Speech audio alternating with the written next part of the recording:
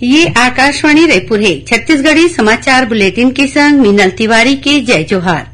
अब सुनो आज के प्रमुख समाचार।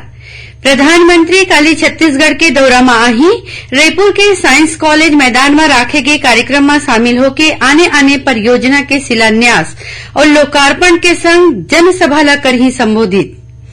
केंद्रीय स्वास्थ्य मंत्री आज रायपुर के एम्स में 100 करोड़ रुपया की लागत ले बनैया क्रिटिकल केयर यूनिट के करीन शिलान्यास।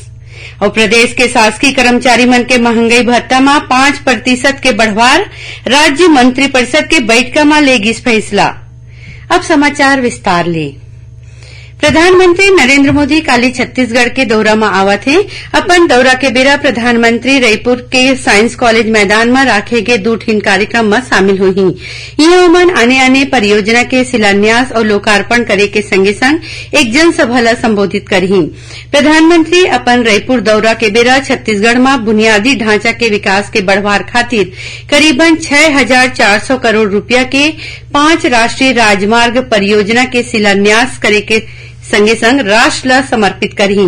ये मौका में जौन परियोजना राष्ट्र ला समर्पित करे जाही ओमा जबलपुर जगदलपुर राष्ट्रीय राजमार्ग में रायपुर ले कोड़ेबोड़ खंड के 33 किलोमीटर 4 लेन सड़क शामिल है।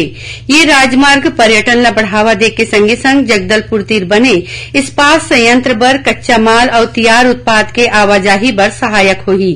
संगे संग ये लौह अयस्क वाले क्षेत्र ला तीर के इस्पात संयंत्र ले जोड़े के काम करही।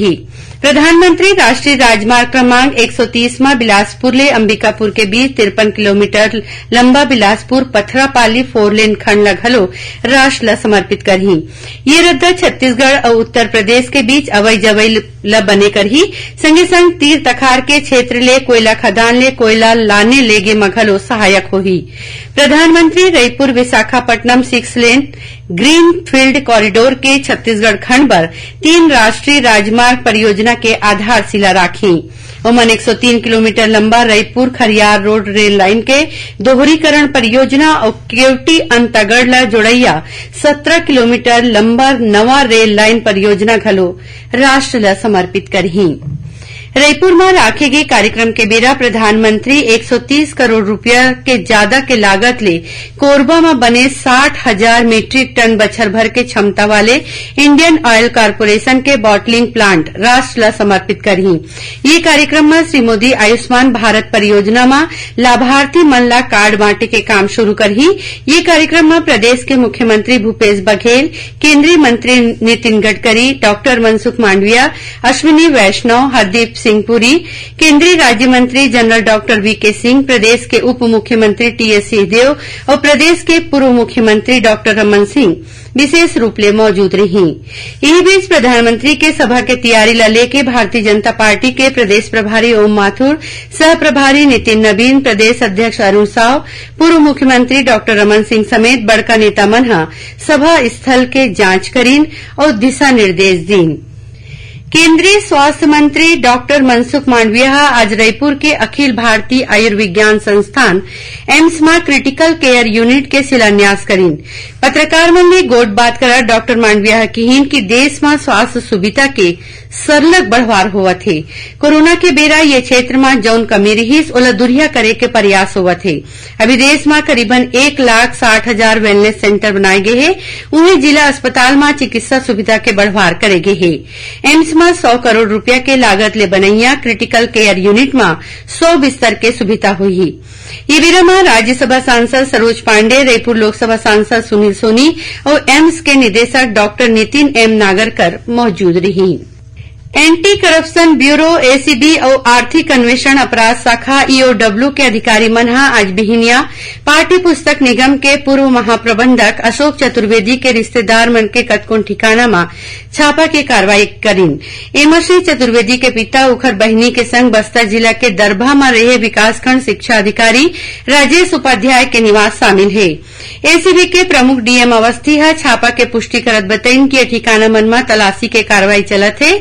श्री उपाध्याय शिक्षा विभाग में व्याख्याता के पद में काम करत हैं, फिर पाछू 4 बछर ले दरभा में विकासखंड शिक्षा अधिकारी के प्रभार देखत हैं। एसीबी के अधिकारी मन बताएं कि श्री चतुर्वेदी के रईपुर में अग्रोहा सोसाइटी के घर के संगे संग 4 ठीन आने ठिकाना में छापा के कार्रवाई चलत है। छत्तीसगढ़ी समाचार बुलेटिन आप मन आकाशवाणी रईपुर ले सुनत हव। और अब आगू बढ़बो बाँचे समाचार कोती। प्रदेश के शासकीय कर्मचारी मन के महंगाई भत्ता में 5% के बढ़वार करे जाही। मुख्यमंत्री भूपेश बघेल के अगुवाई में आज उखर निवास कार्यालय में हुए राज्य मंत्रिपरिषद के बैठका में ये फैसला लेगीस। मंत्रिपरिषद ह अपन एक आने फैसला में सरकारी कर्मचारी मन बर पूर्ण पेंशन के पात्रता अवधि ला 33 ले घटा के 30 बछर कर दे हे। उन्हें स्वैच्छिक सेवानिवृत्ति बर पात्रता के अवधि ला 20 ले घटा के 17 बछर करे गे हे। मंत्रिपरिषद आज के बैठका में चालू वित्तीय बछर के पहली अनुपूरक बजट बर छत्तीसगढ़ विनियोग विधेयक के प्रारूप ला मंजूरी दीन। राज्य मंत्रिपरिषद बस्तर और सरगुजा संभाग में शिक्षक मन के 3,722 और सहायक शिक्षक मन के 5,577 पद में भर्ती बर नियम ला शिथिल करत विषयवार पद के भर्ती के नियम ला खत्म कर दे गे हे।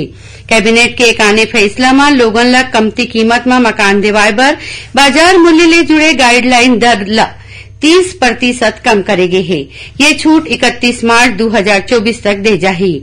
ऐसने बेमेतरा जिला के संबलपुर ग्राम पंचायत, राजनांदगांव जिला के लाल बहादुर नगर और महासमुंद जिला के भंवरपुर ग्राम पंचायत ला नगर पंचायत बनाए के घोषणा के परिपालन में आबादी के मापदंड में छूट दे के फैसला ले गए है। मंत्रिपरिषद माई लोगन के सशक्तिकरण खातिर महिला उद्यमिता नीति ला औद्योगिक नीति में शामिल करे के प्रस्ताव ला मंजूरी दे है। ऐसने नगरीय क्षेत्र में शासकीय भूमि के आवंटन और भूमि के व्यवस्थापन समेत स्थायी पट्टा ला भूमि स्वामी के अधिकार में बदलत बेरा स्टाम्प शुल्क समेत आने शुल्क में छूट दे के फैसला करेगे है। कैबिनेट के बैठका में बेमेतरा जिला के बिरनपुर गांव में पाछू 4 अप्रैल के हुए घटना में अपन जान गंवैया भुवनेश्वर साहू के परिवार के एक सदस्य ला सरकारी नौकरी दे के फैसला हुए है। उन्हें छत्तीसगढ़ निजी विश्वविद्यालय स्थापना विधेयक, राज्य जल विद्युत परियोजना स्थापना नीति में संशोधन, छत्तीसगढ़ शासन भंडार क्रय नियम में संशोधन और भारतीय स्टाम्प अधिनियम छत्तीसगढ़ संशोधन विधेयक के प्रारूप और राजीव गांधी ग्रामीण भूमिहीन कृषि मजदूर न्याय योजना में संशोधन के प्रारूप ला मंजूरी देगी। उन्हें रक्षा मंत्रालय के सैन्य छावनी के स्थापना पर बिलासपुर के चकरभाटा में करीबन 1013 एकड़ जमीन के बदला में भुगतान करेगे मुआवजा राशि ला लहुटाए के फैसला लेगी। केंद्रीय मोटरयान अधिनियम में मोटर वाहन कर में छूट लागू करे के संगे संग जुन्ना गाड़ी के कबाड़ के संबंध में घलो फैसला लेगे है। छत्तीसगढ़ अधिकारी कर्मचारी फेडरेशन है राज्य सरकार कोती ले महंगाई भत्ता में 5% के बढ़वार के फैसला के स्वागत करे है। फिर अपन आने मांग में राज्य सरकार कोती ले फैसला नहीं लेके सेती अपन आंदोलन जारी रखे के घोषणा करीन है। फेडरेशन के संयोजक कमल वर्मा कहिन कि कर्मचारी मन महंगाई भत्ता दैनिक वेतन भोगी कर्मचारी मन ला नियमित करे, 7वां वेतनमान के आधार में मकान भाड़ा भत्ता दे जाए सन मांग ला लेके राज्य सरकार डहर ले कोनो फैसला नहीं लेके सेती फेडरेशन के आंदोलन जारी रही। अब मौसम के जानकारी। प्रदेश में अवैया 24 घंटा में कतकुन जगह में गरज चमक संग छींटा बौछार होए के संभावना है। मौसम विभाग के मुताबिक ये बखत मानसून द्रोणिका बंगाल के खाड़ी ले लेके राजस्थान तक बने हैं और पश्चिम बंगाल ले ओडिशा तक एक चक्रीय चक्रवाती घेरा घलो सक्रिय है, जेकर प्रभाव ले छत्तीसगढ़ के सरगुजा संभाग के 1-2 जगह भारी वर्षा के संग गाज गिरे के चेतावनी देगे है। आखिर में प्रमुख समाचार एक घाव फेर। प्रधानमंत्री काली छत्तीसगढ़ के दौरा में आही रईपुर के साइंस कॉलेज मैदान में राखे गए कार्यक्रम में शामिल होके आने परियोजना के शिलान्यास और लोकार्पण के संग जनसभा ला करही संबोधित। केंद्रीय स्वास्थ्य मंत्री आज रईपुर के एम्स में 100 करोड़ रुपया के लागत ले बनैया क्रिटिकल केयर यूनिट के करीन शिलान्यास। और प्रदेश के शासकीय कर्मचारी मन के महंगाई भत्ता में 5% के बढ़वार राज्य मंत्रिपरिषद के बैठका में लेगी फैसला। एक संग छत्तीसगढ़ी समाचार बुलेटिन यहीं सिरावत है। जय जोहार।